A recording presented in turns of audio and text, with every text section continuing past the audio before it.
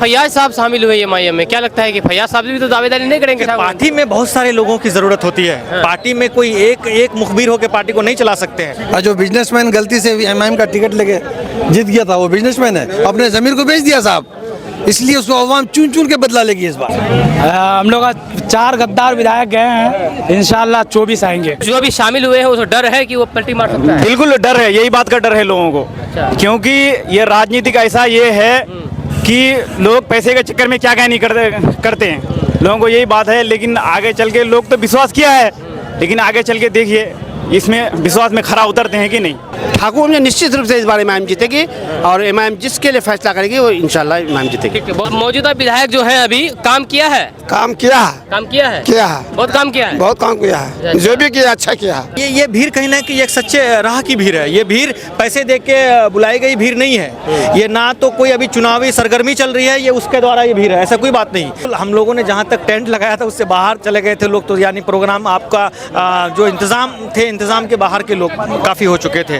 अगर लाखों लोगों की कुर्बानी की जरूरत पड़ेगी तो कुर्बानी देंगे और इस काले कानून को रिजेक्ट करके छोड़ेंगे। बहादुरगंज में तो विरोध हो रहा है। विरोध वो सब आ जाएगा, सब आ गया, आधा से ज्यादा आ गया। जो बचा है हमारे इंशाल्लाह मासूम रजा साहब भी आएंगे। पिछली बार भी विरोध हुआ था 2020 में। तो अब तो यहाँ तो कम विरोध देखते हैं, भाजपा जेडीयू में देखे ना कुर्सी फेंका भी होता है। अस्सलाम वालेकुम, आदाब, नमस्कार। मेरा नाम फिरदौस गनी है, आप केडीवी लाइव देख रहे हैं। जैसे कि आपको पता है कि असदुद्दीन अवैसी साहब आज बहादुरगंज के सरजमी पर आए हुए थे और एक बड़ी जनसभा को संबोधित किया। यहाँ पर विभिन्न मुद्दों पर बात की है, खास करके वक्फ संशोधन कानून को लेकर के बहुत सारे लोग आए हुए हैं और सभी अवैसी साहब को सुनने के लिए आए हैं। और साथ ही साथ यहाँ पर फैयाज आलम साहब जो कि तौसीफ साहब के भाई हैं, वो भी एमआईएम पार्टी ज्वाइन किए। गुलाम हसन साहब है, ठाकुरगंज से एमआईएम के कद्दावर नेता है और दावेदार भी हैं। क्या कहना चाहेंगे सर अवैसी साहब के यहाँ पर आगमन को लेकर के?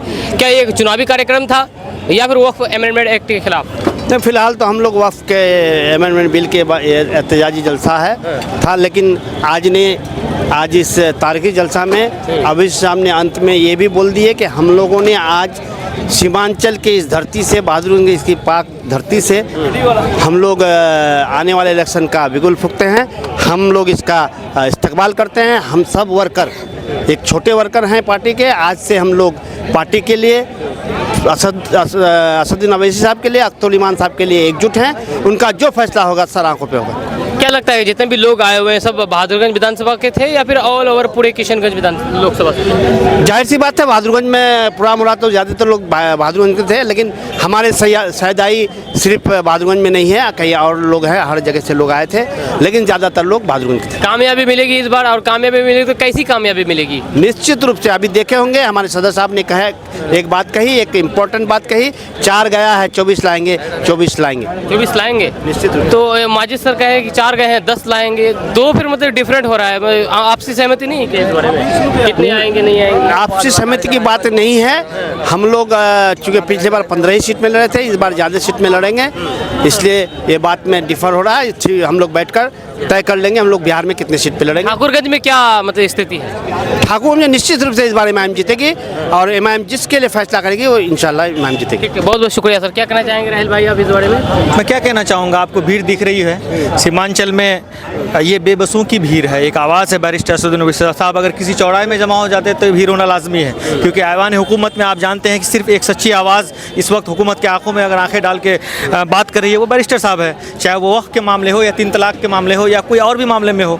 तो ये भीड़ कहीं ना कहीं एक सच्चे राह की भीड़ है। ये भीड़ पैसे दे के बुलाई गई भीड़ नहीं है। ये ना तो कोई अभी चुनावी सरगर्मी चल रही है, ये उसके द्वारा ये भीड़ है, ऐसा कोई बात नहीं। ये एक वक्फ के मामले में भीड़ थी और दूसरी बात बैरिस्टर साहब के लिए भीड़ होना लाजमी हो जाता है। तो क्या कहना चाहेंगे, प्रोग्राम सफल रहा? जितने लोग आने की उम्मीद थी उससे ज़्यादा है, कम आए क्या? बिल्कुल बिल्कुल, हम लोगों ने जहाँ तक टेंट लगाया था उससे बाहर चले गए थे लोग, तो यानी प्रोग्राम आपका जो इंतजाम के बाहर के लोग काफ़ी हो चुके थे। इंतजाम के बाहर थे? बिल्कुल बिल्कुल बिल्कुल।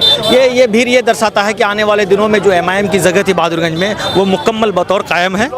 आपने देखा बहादुरगंज विधानसभा तक कैंडिडेट डिक्लेयर कर दिया गया है, बाकी विधानसभा के लिए कुछ अभी तक कुछ दिनों में हो जाएंगे, कुछ दिनों में हो जाएंगे। अभी ये दौरा जो है सिर्फ महज एक दौरा, ये भी है कि कुछ उनको और भी डाटा लेने होंगे। फैयाज साहब शामिल हुए एमआईएम में, क्या लगता है कि फैयाज साहब भी तो दावेदारी नहीं करेंगे? पार्टी में बहुत सारे लोगों की जरूरत होती है। पार्टी में कोई एक मुखबिर होकर पार्टी को नहीं चला सकते हैं। आप फैयाज चेयरमैन साहब का, आज पूर्णिया के जिला चेयरमैन भी आए हमारे गुलाम सरवर साहब, किशनगंज जिला चेयरमैन, सबका वेलकम वेलकम है। पार्टी तो सबसे बनती है ना, लेकिन सवाल यह है कि सभी लोगों की ज़रूरत है और पार्टी में सबका वेलकम है। मैं खुशामदीद करता हूँ ऐसे लोगों का जो आप मेरी पार्टी में आए हैं। ठीक, बहुत बहुत शुक्रिया। क्या कहना चाहेंगे सर आप इस बारे में? जी मैं चाहता हूं कि किसी तरह से भी हो, जिस तरह से आज हमारे लोग मेहनत कर रहे हैं वक्फ बिल के ख़िलाफ़, मैं चाहता हूं कि सरकार से मैं मांग करता हूं ये बहादुरगंज के जनता के माध्यम से कि ये बिल वापस होना चाहिए, चाहे जैसे भी हो।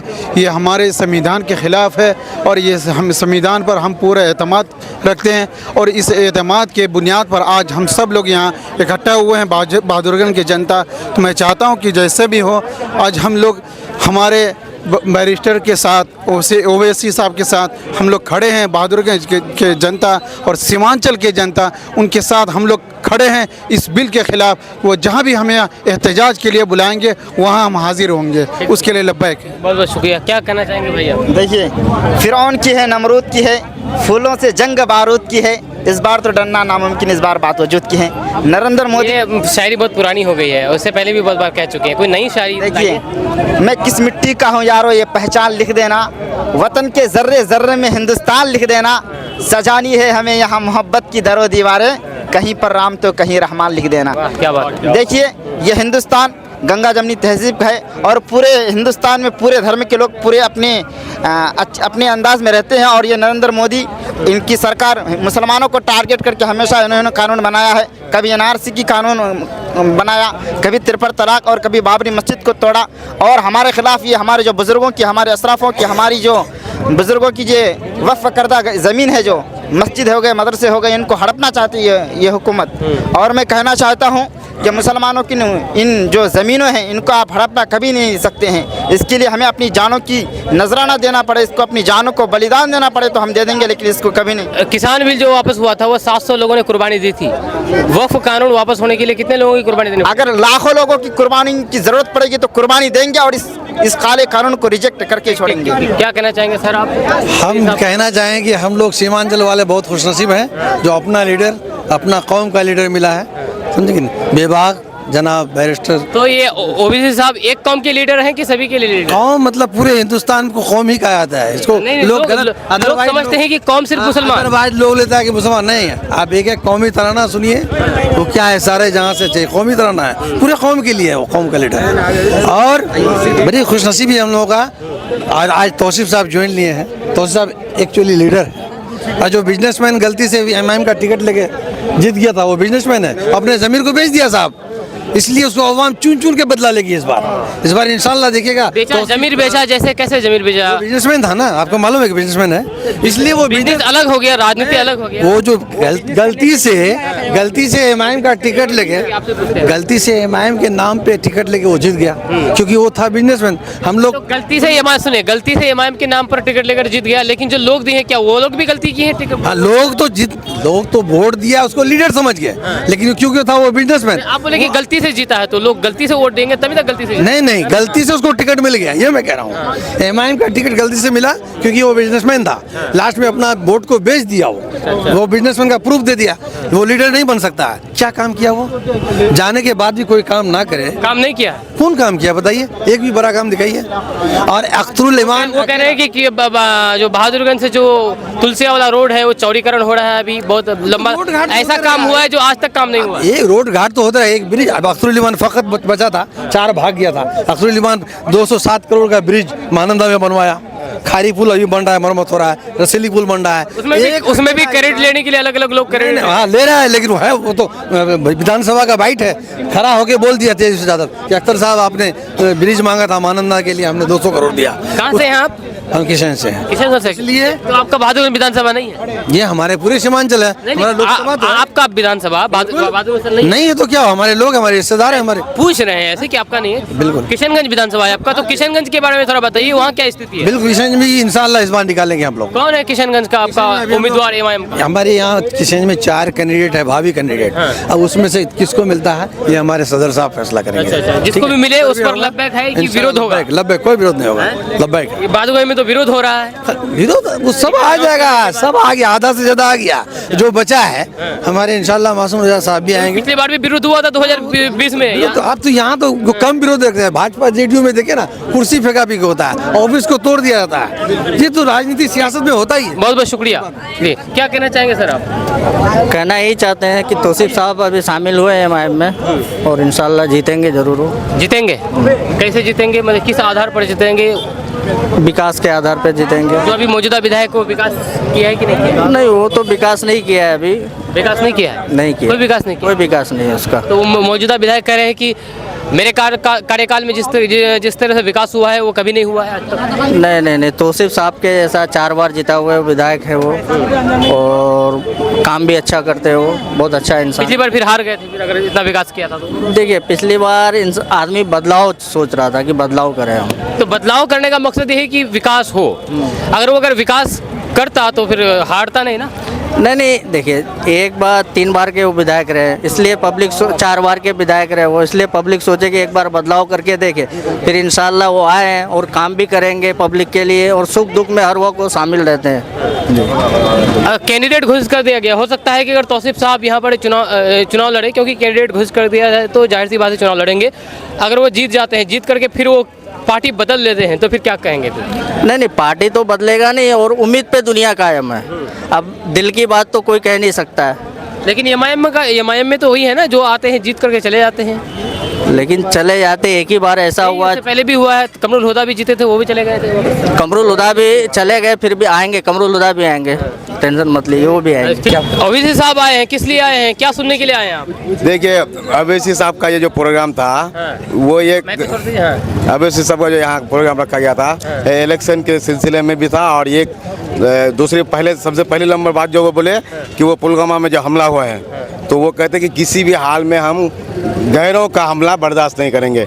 हिंदुस्तानी में हम अलग अलग राजनीतिक सियासती लड़ाई हम लोग का आपसी अंदरूनी है देश में, लेकिन अगर बाहरी हमला होता है तो सब हम एक प्लेटफॉर्म में। बहादुरगंज का विधायक कौन बनेगा इस बार? देखिए, मैं तो किशनगंज से आया हूँ। आप किशनगंज विधानसभा से? जी, लेकिन बहादुरगंज में अभी। अच्छा, एक बात बताइए, हमने जितने भी लोगों से बात की है, ज्यादातर लोग बहादुरगंज से बाहर के हैं, बहादुरगंज के लोग नजर नहीं आ रहे, क्यों?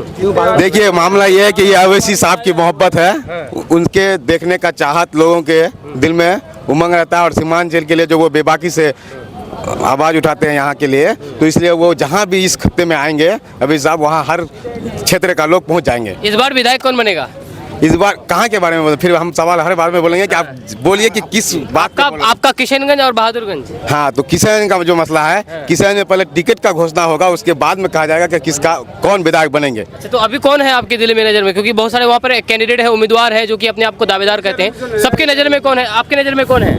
देखिए, मेरे नज़र में देखिए अलग अलग पार्टी चाहिए आपके नजर में। कौन? एआईएम का जो भावी 4 अभी उम्मीदवार, मतलब अपने वो दावेदार है टिकट आपका कौन उम्मीदवार है? मेरे नजरिया से तो गुलाम मुक्तदा साहब जो है, मेरे नज़र में सबसे बेहतर हुआ अभी, चूँकि वो कई दिनों पिछले कुछ सालों से एआईएम में जुड़े हुए हैं, और वो भागने वाले में से नहीं, ऐसे हैं। उनका चचेरा भाई विधायक है अभी, इजारुल हुसैन साहब। चचेरा भाई विधायक हैं, लेकिन वो जो सियासत में अभी जो है, ये गुलाम मुक्तदा साहब, वो ये नहीं कि अब मेरा चचेरा भाई कांग्रेस में है तो हम भी कांग्रेस का ही राजनीति करेंगे। ये शुरू से में एआई में है, अभी भी है, और इसको टिकट भी मिल जाएंगे और जीत भी जाएंगे, तो इसी में ही वो टिक के रहेंगे। ठीक है, बहुत बहुत शुक्रिया। हम सबसे बात करना चाहेंगे जी, कौन बात करना चाहेंगे जी, बताइए जी। हमारे बहादुरगंज विधानसभा से जो अभी तौसीफ आलम साहब जी ज्वाइन हुए हैं, तो हम बहुत बहुत मुबारकबाद देते हैं तौसीफ आलम जी को, कि जो मतलब कांग्रेस से मतलब अभी एमआईएम में शामिल हुए हैं। चल देर आए दुरुस्त है, पर वो पिछले 4 टर्म से विधायक रहने के बावजूद भी इस बार मतलब वो एमआईएम में शामिल हुए। कहाँ से हैं? जी, हम बहादुरगंज विधानसभा से जी।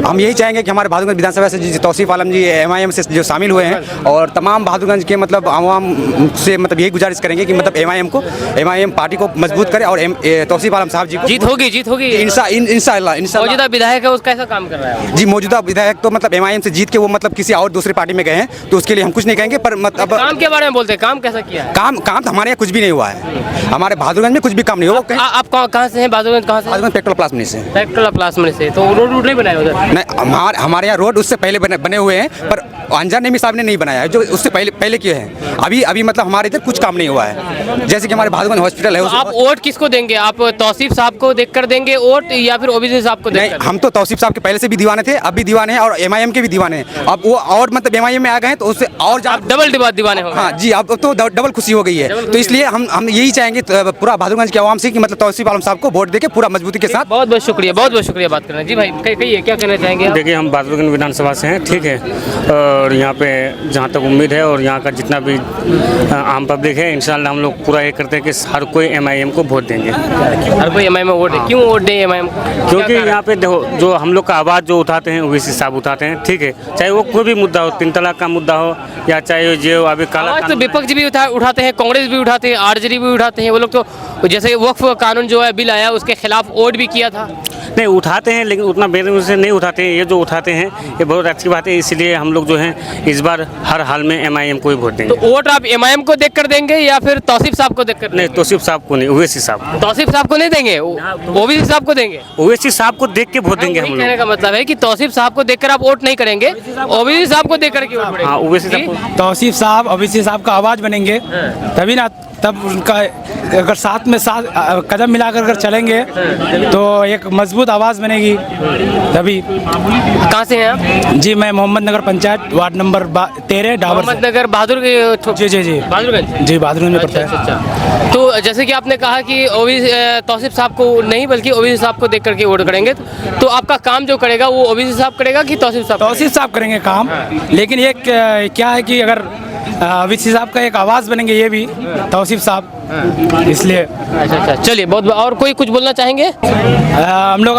4 गद्दार विधायक गए हैं, इंशाल्लाह 24 आएंगे। क्या कहना चाहेंगे सर, ओबीसी साहब जो आया है? बहुत खुशी की बात है, आज हमारे सीमांचल में, पूरे सीमांचल में कब्जा करने के लिए आए हैं हम लोग। में कब्जा करने के लिए? हाँ, वो 5 लिया है और 10 लेने का ये उम्मीद है हमारा। तो ओबीसी साहब 24 बोले हैं, 4 गए, 24 आएंगे? नहीं, इसलिए हम लोग कम ही बोले हैं, हम ज़्यादा नहीं बोल रहे हैं कि हमको 10 लेना है। अच्छा, 10 वो 10 से ही लेंगे तो पूरे बिहार का मेरा काम हो जाएगा। अच्छा, कैसे बिहार का काम हो जाएगा? सरकार तो नहीं बना लेंगे 10 से? सरकार नहीं, ये नहीं समझते हैं, सरकार इसलिए बना रहे हैं कि एक ही आदमी सरदार बनता है, एक ही अभी पार्लियामेंट में है, पूरे 500 असेंबली कुछ ये कर लिया है। कहाँ से आए आप? कहाँ से आए? बाईसी से आए हैं। बाईसी से? आप बहादुरगंज विधानसभा के नहीं हैं? नहीं। क्या है, कुछ पार्टी में कुछ ये पद पर है, किसी पद पर?